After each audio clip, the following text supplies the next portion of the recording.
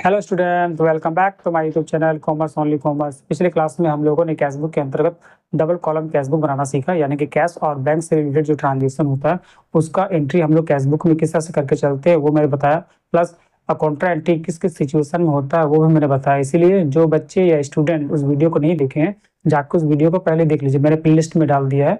आज हम लोग कैश बुक के अंतर्गत कैश और डिस्काउंट कॉलम बनाना सीखेंगे। सबसे पहले क्वेश्चन देख लीजिए, क्वेश्चन क्या है, उसी के आधार पर इसका एंट्री हम लोग कैश बुक में करके चलेंगे। ठीक है, तो चलिए देखते हैं क्वेश्चन क्या है। From the following transactions prepare double column cash book. 2024 May 1st cash in hand rupees 20,000। May 5 purchased goods for cash rupees 10,000। May 8 cash sale rupees 12,000। May 12 paid to Ram rupees 2,980 in full settlement rupees account rupees 3,000। May 20 receive cash from Syam rupees 3,000 and allowed him discount rupees 50. May 25 withdrew cash for personal use rupees 1,000. May 28 paid salary for cash rupees 500. Question देख लिए। चलिए सबसे पहले हम लोग format देख लेते हैं कि कैश बुक का फॉर्मेट किस तरह से होता है। डबल कॉलम कैश बुक का कैश और डिस्काउंट कॉलम बिल्कुल कैश और बैंक कॉलम की तरह ही होता है, बस बैंक की जगह पर हमको क्या करना है, इसको हम लोग को डिस्काउंट लेके चलना पड़ता है। बाकी प्रोसेस सेम होता है। ये इस तरह से पहले हम लोग क्या करेंगे कि 3 रो ले लेंगे, सेम टू सेम 3 रो। ये 3 रो रहेगा, ठीक है। यहाँ पर हम लोग लिखेंगे cash book, cash and discount column. Left side में क्या होता है, डेबिट होता है। राइट साइड में क्या होता है, क्रेडिट होकर चलता है, ठीक। इसके बाद सेकेंड और थर्ड रो के बीचों बीच में एक लाइन ड्रॉ कर देंगे हम लोग। उसके बाद ये अमाउंट का कॉलम हम लोग बड़ा करके रखेंगे, इसमें 2 कॉलम अलग से एक्स्ट्रा होगा, ठीक है। इस तरह से इसका भी हम लोग बड़ा करके रख देते हैं यहाँ पर। उसके बाद ये एक लेजर फोलियो का कॉलम रहेगा, यहाँ भी एक लेजर फोलियो का हम लोग कॉलम दे देंगे। सॉरी, बहुत पतला हो गया। ये इस तरह से हम लोग, ठीक है। उसके बाद लास्ट वन इज डेट का कॉलम होकर चलता है। ये डेट का कॉलम, यहाँ भी एक डेट का कॉलम हम लोग दे दे रहे हैं, ठीक है। यहाँ पर हम लोग क्या करेंगे, डेट, रिसीव, लेजर फोलियो। यहाँ पर क्या करना है कि ऐसे लाइन बीच बीच में लाइन दे देंगे। यहाँ पर हम लोग अमाउंट लिख देंगे। अमाउंट लिखने के बाद फिर इसके बीचों बीच में 2 कॉलम हम लोग खोल देंगे। एक कॉलम रहेगा डिस्काउंट का और एक रहेगा कैश का। डिस्काउंट और ये कैश कॉलम। इसी तरह से यहाँ भी करना है हम लोग को। डेट, यहाँ पर हो जाएगा पेमेंट, यहाँ पर हो जाएगा लेजर फोलियो। ये 2 कॉलम यहाँ से इस तरह से, सॉरी, यहाँ पर अमाउंट, यहाँ पर डिस्काउंट और यहाँ पर कैश कॉलम रहेगा, ठीक है। छोटा में लिख दीजिए, छोटा में कैश कॉलम, यहाँ भी छोटा में लिख दो कैश कॉलम। ये इसका फॉर्मेट होकर चलता है, ठीक है। अब हम लोग क्वेश्चन देख लेते हैं कि क्वेश्चन क्या है, उसी के आधार पर हम लोग उसका एंट्री करके चलेगी। 2024 May 1st cash in hand rupees 20,000। पहला क्वेश्चन क्या था, May 1st cash in hand rupees 20,000 रुपया। तो सबसे पहले डेबिट साइड में ईयर दे देंगे 2024 May 1st को। इसको हम लोग क्या करेंगे, यहाँ पर जब भी ओपनिंग बैलेंस दिया हुआ हो तो उसको हम लोग क्या करते हैं कि डेबिट साइड में टू बैलेंस बीडी करके कैश कॉलम में लिख देंगे। 20,000 रुपया ये हम लोग कैश कॉलम में लिख दिए, ठीक है। ये कैश कॉलम में होता है। उसके बाद नेक्स्ट देखते हैं कि नेक्स्ट क्या है। May 5 purchased goods for cash rupees 10,000। May 5 को क्या है कि purchase goods for cash rupees 10,000, यानी कि हम लोग कैश में परचेज किए हैं 10,000 रुपया, तो वो खर्चा है, यानी कैश का पेमेंट करके चलना पड़ेगा हमको। तो जब भी कैश का पेमेंट करके हम लोग चलते हैं तो उसको हम लोग क्या करेंगे कि क्रेडिट साइड में लेके चलना पड़ता है। तो यहाँ पर हम लोग क्या करेंगे, सबसे पहले ईयर दे देंगे 2024।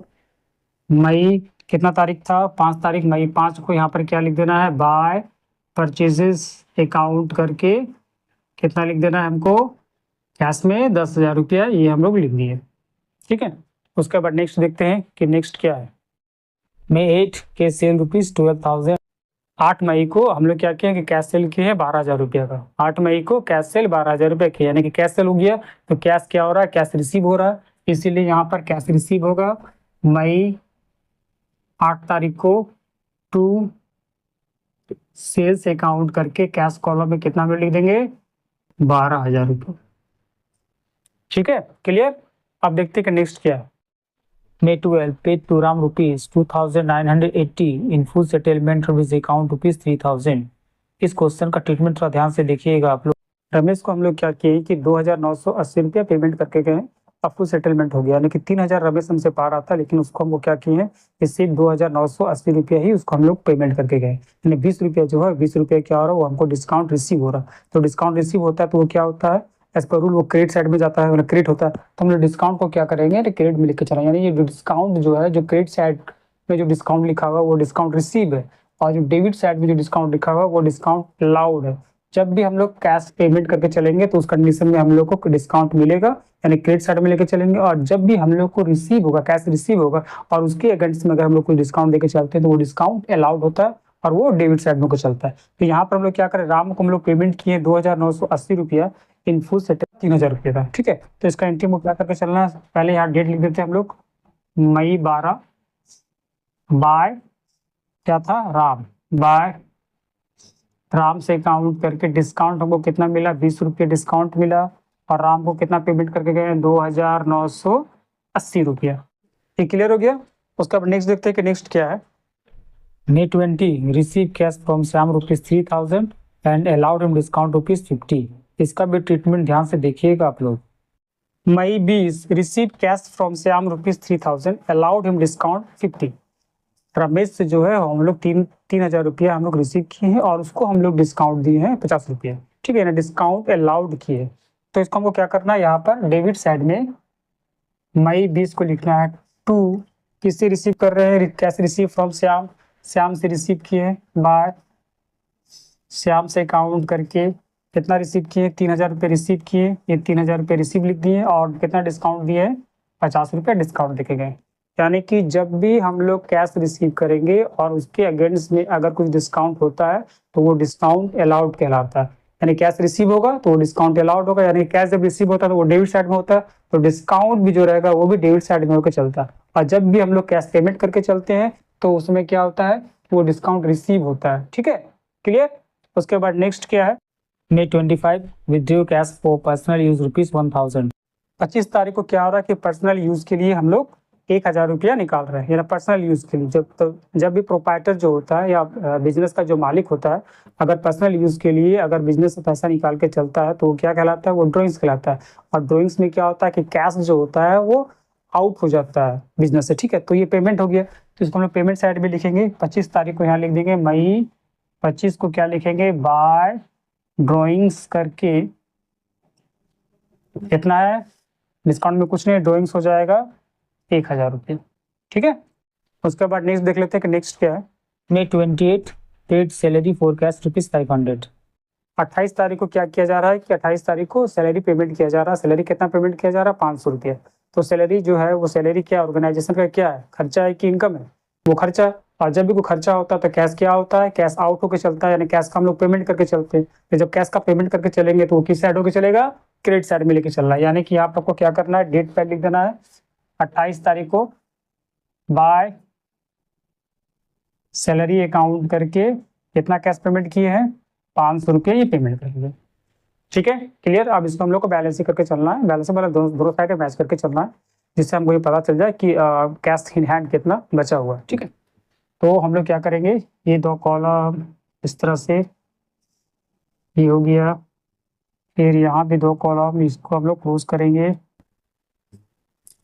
डिस्काउंट में नॉर्मली हम लोग कोई भी बैलेंसिंग फिगर निकाल कर नहीं चलते, डिस्काउंट जितना बस उतना ही लेकर चलना है। यानी कि यहाँ पर डेबिट साइड में डिस्काउंट कितना, 50 रुपया, तो 50 रुपया लिख देंगे, और इधर जो 20 रुपया है ये हम लोग 30 रुपया लिख देंगे। इसमें कोई भी बैलेंस CD बैलेंस BD निकालने का जरूरत नहीं पड़ता है। ठीक है, अब हम लोग क्या करेंगे, कैश देख लेंगे, कैश में किस साइड में ज्यादा हो रहा है। यहाँ देखिए 20 और 12 32 और इधर जरा 35,000 रुपया, यानी कि डेबिट साइड में जो है वो मेरा 35,000 हो गया, और क्रेडिट साइड में कितना है, 10,000, 2 12,000, 12 13,000, 13,950, 13,950, 14,000, 480, ठीक है। 13,950 से 13,980 इधर हो गया और प्लस 500, 80 4 14,480 रुपया, 14,480 रुपया हो गया, यानी कि क्रेडिट साइड में कम है।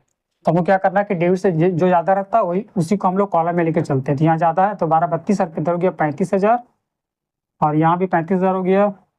अब बैलेंस जो है जिधर कम होता है उधर ही लिखते हैं डेट का, मंथ का लास्ट डेट, यानी मई है, मई कितना दिन का होता है 31 मई को। यहाँ क्या लिखेंगे हम लोग, बाय बैलेंस CD करके यहाँ लिख देंगे बैलेंसिंग फिगर। ये बैलेंसिंग फिगर क्या होगा, यानी कि जो डेबिट का अमाउंट 35,000 रुपीज जो है 35,000 से क्रेडिट का जितना अमाउंट हो रहा, कितना हो रहा था 14,480 रुपया हम लोग माइनस करके चलेंगे।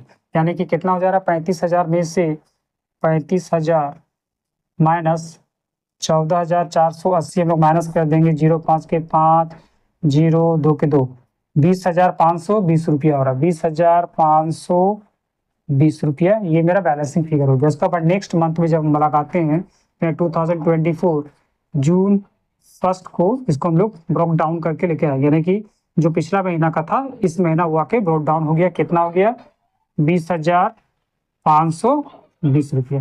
क्लियर, समझ में आ गया, ठीक है। अगर कोई भी इसमें इससे रिलेटेड अगर आपको कोई प्रॉब्लम हो तो प्लीज मुझे कमेंट करना, मैं बताने का पूरा से पूरा कोशिश करूंगा। आज के लिए बस इतना ही।